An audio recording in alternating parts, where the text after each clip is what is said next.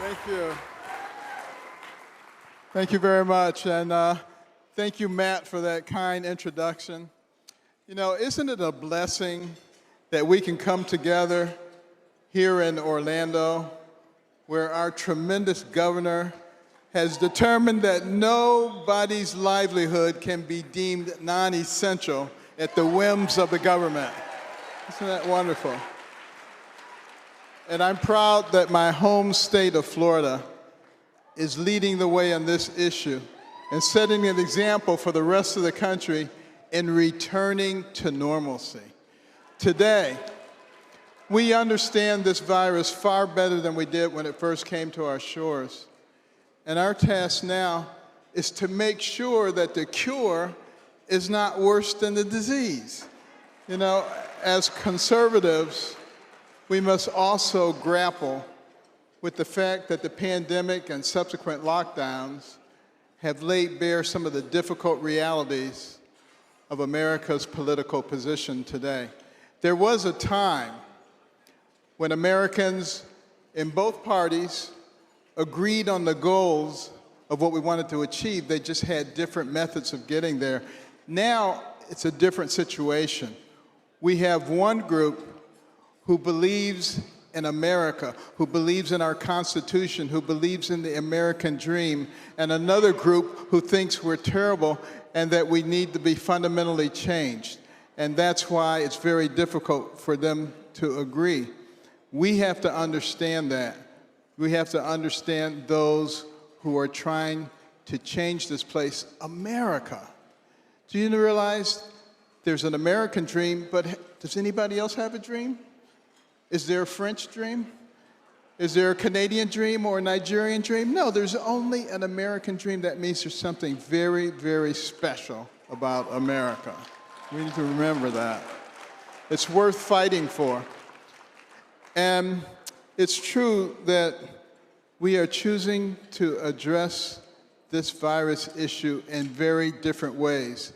Some of us use logic and common sense, and some of us just use fear.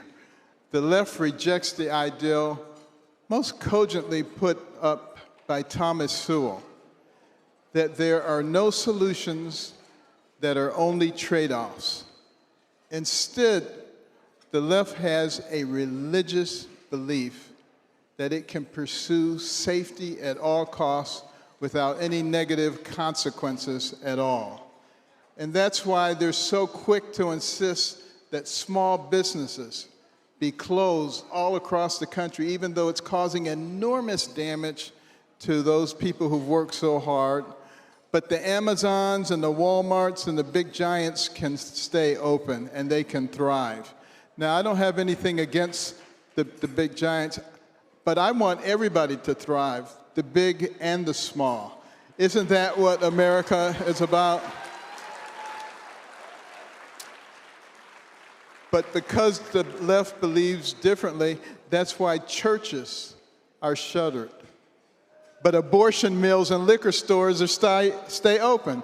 That's why we're told we can't gather with our families to celebrate our most sacred holidays. But a summer of violent rioting was greeted with applause. And some of our leaders actually raised money to bail those people out of jail. That's why America's children are still not back in school full time, wasting some of their most formative years behind a screen. As most of you know, I spent a lot of time working on the brains of young people. And if anyone thinks that kids can learn effectively over a Zoom call, well, let's just say I have some oceanfront property in Oklahoma to sell you. Now, of course, the left wing will say, he thinks the ocean is in Oklahoma. They are so clueless. But anyway, all the while, Americans are forced to depend on the state more and more. And our freedoms continue to shrink, and government continues to grow and grow. The namesake of tonight's dinner, Ronald Reagan, once quipped that nothing lasts longer than a temporary government program. Now, if anyone needs any proof of that, join me in wishing a happy one-year anniversary to the, quote, 15 days to flatten the curve, unquote. Now, as conservatives, we, of course, value health and safety too, because we know that all life is precious. Every single person is made in the image of God. But as conservatives, we also know that there are trade-offs with every decision. We also know that the ties of family, tradition, faith run deep in the human heart. We believe that to gather, like we are doing today, and to join in fellowship and discussion is a fundamentally human endeavor. We also believe that small businesses make America great, and they are the backbone of our country and our economy, and they must be protected.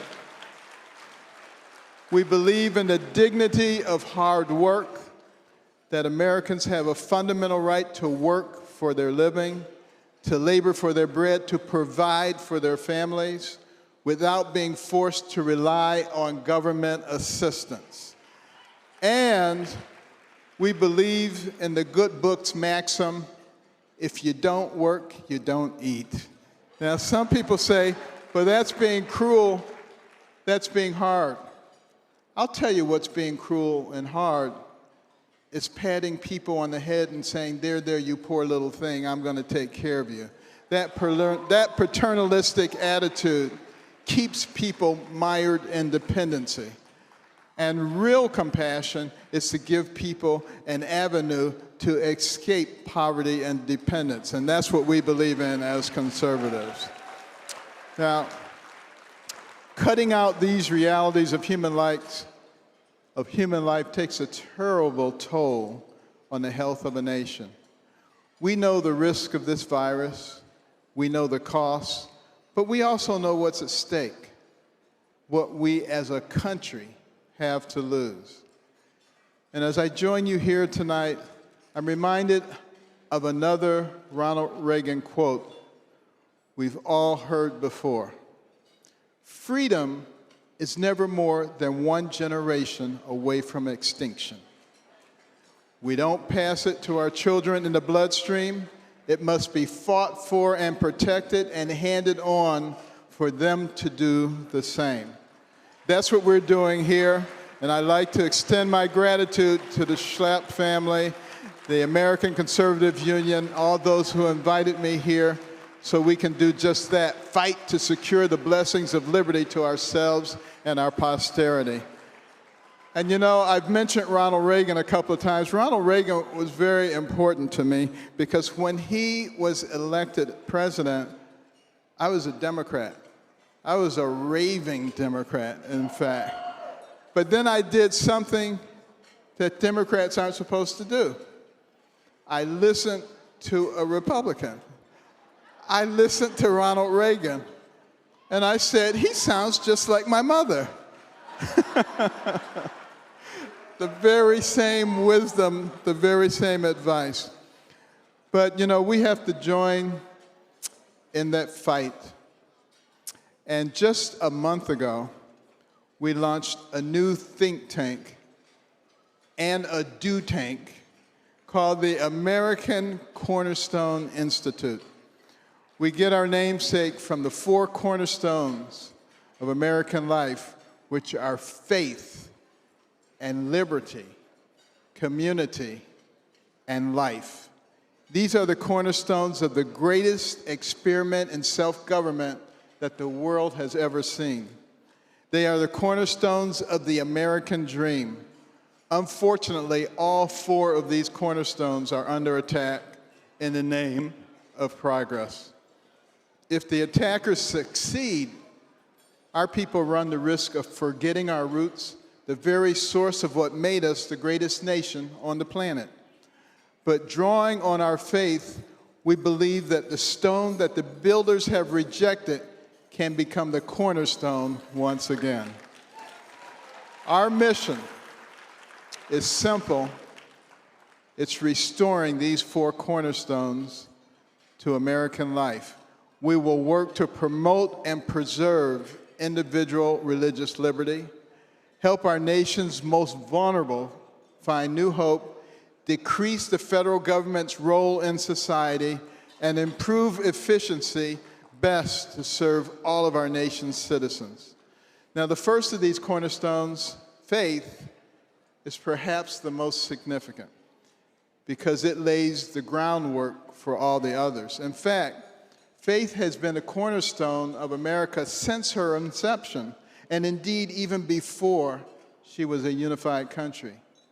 It was faith and a quest for religious liberty that led the Pilgrims to board the Mayflower and brave the treacherous journey across the Atlantic. It was faith that led those early citizens to build that shiny city up on the hill for all the world to see. It was faith that grounded our cause of independence so that someday we could secure for all those certain inalienable rights endowed to us by our Creator. It was faith that guided us through the revolution. It was faith that gave us the courage to end slavery at the cost of a civil war. And it was faith that gave us the moral fortitude necessary to defeat communism and fascism in the 20th century. Today, we often hear about the supposed wall of separation between church and state. But this phrase would have been foreign to the men who actually built this country. This phrase appears nowhere in our Constitution. It actually comes from a letter written by Thomas Jefferson to the Danbury Baptists when he wrote to assure them that the state would not meddle in their affairs. This phrase simply means that the state will not interfere with the church will not interfere with the state. It was never meant to mean that faith should be driven out of the public square.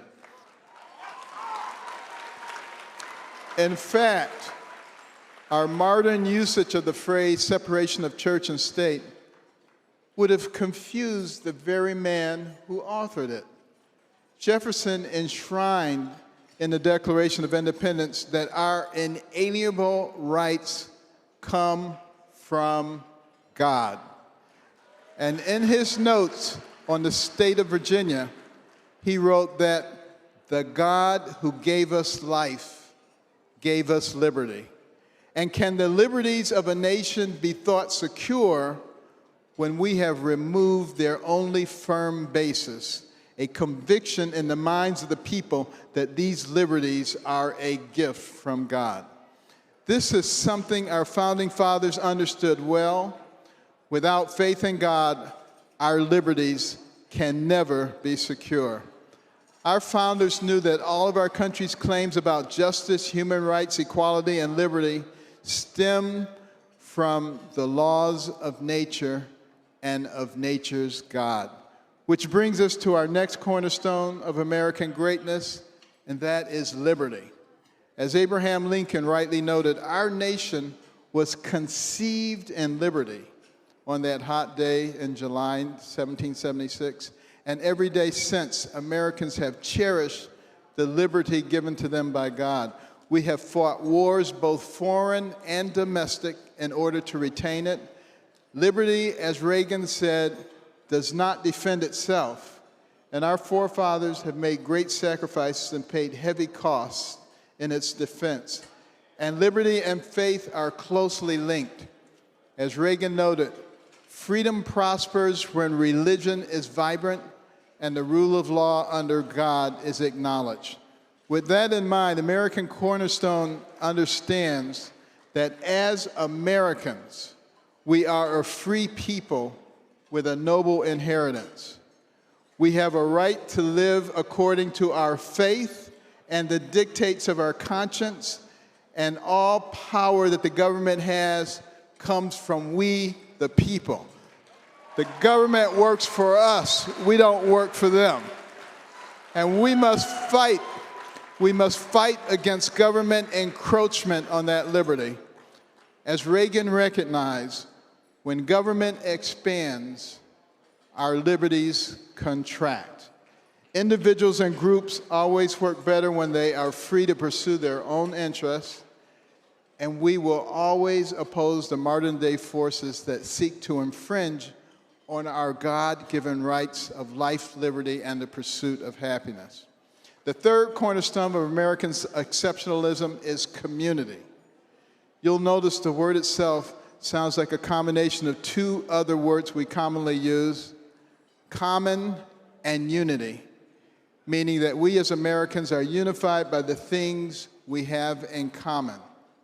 In the Federalist Papers, founder John Jay put it this way: he was pleased to observe that Providence has given the United States a people speaking the same language, professing the same religion, attached to the same principles of government, very similar in their manners and customs, and who by their joint counsels, arms, and efforts fight side by side through a long and bloody war, have nobly established general liberty and independence.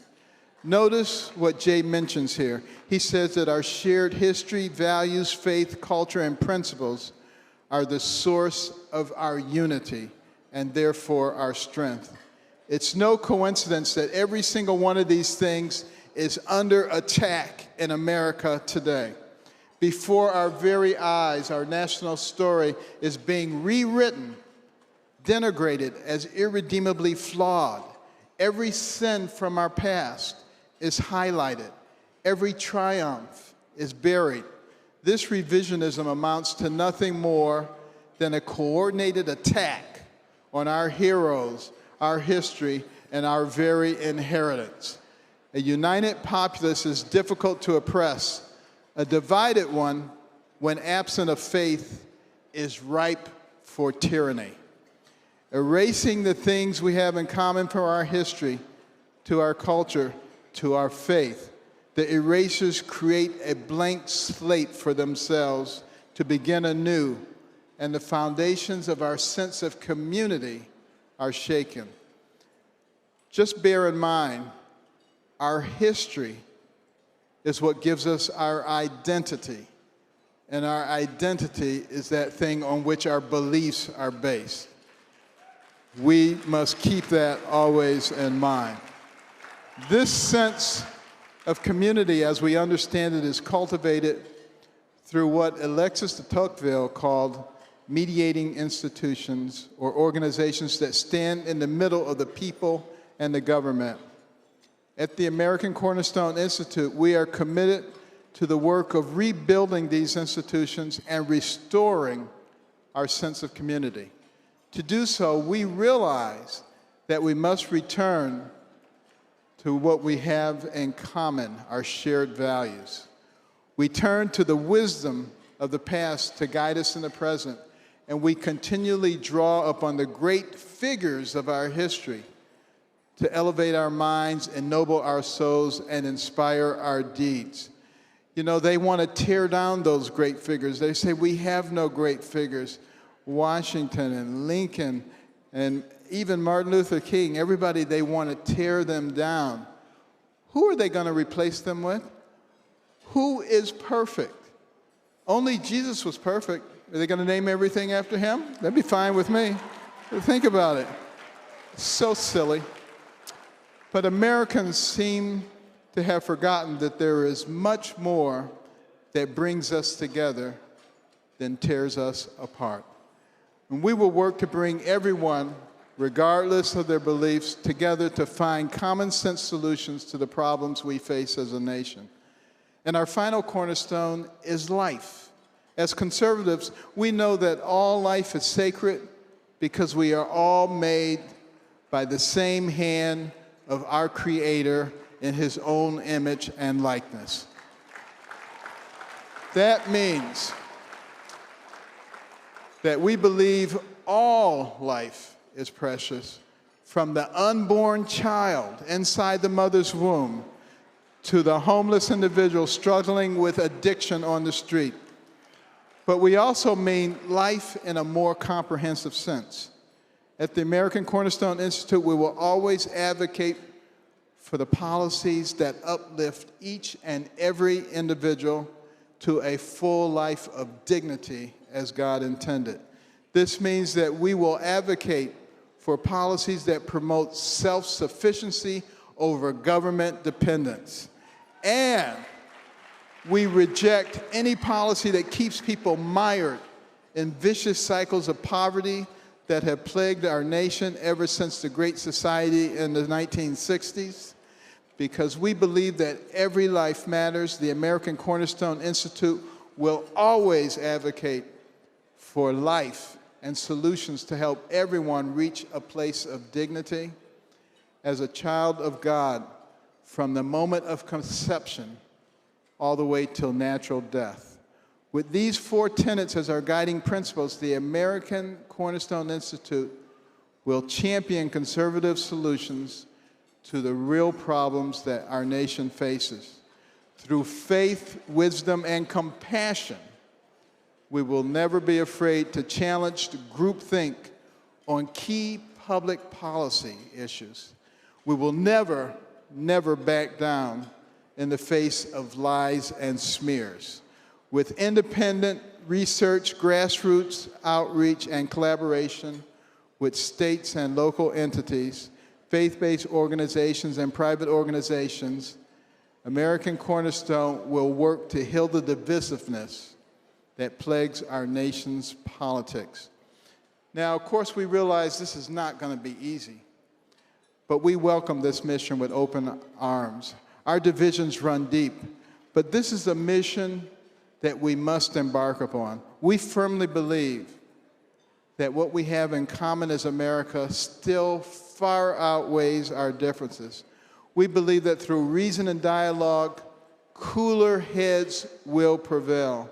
And we believe that when these 4 words, faith, liberty, community, and life, fill our hearts and minds like they did for the generations before us, there is nothing that we cannot accomplish together. And I want to thank you for joining us here tonight. Thank you for your dedication to preserving the very best in the American dream. And if you feel so compelled, please join our cause. Visit AmericanCornerstone.org. Sign up for updates. We can do this together. And we must remember this very important thing.